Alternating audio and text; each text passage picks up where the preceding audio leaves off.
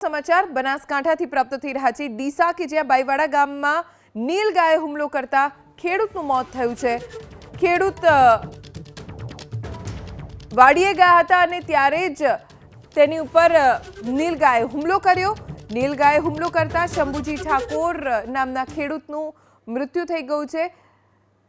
હાલ તો પરિવારમાં શોકનો માહોલ ફેલાઈ ગયો છે। નીલગાયે હુમલો કરતા શંભુજી ઠાકોર નામના ખેડૂતનું મોત થઈ ગયું।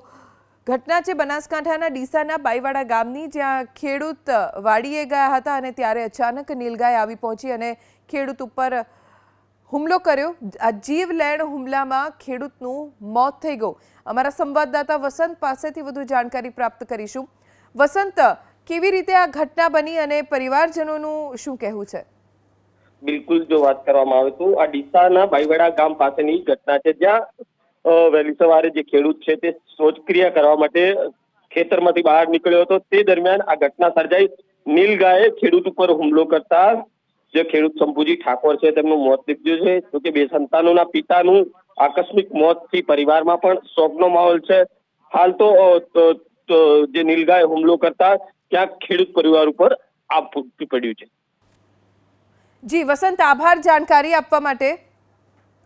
નીલગાયના હુમલામાં ખેડૂતનું મોત થતા પરિવારજનો પણ શોકમાં ગરકાવ થઈ ગયા છે।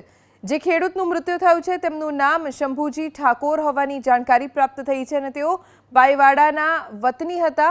જ્યારે તેઓ વાડીએ ગયા હતા ત્યારે આ દુર્ઘટના બની।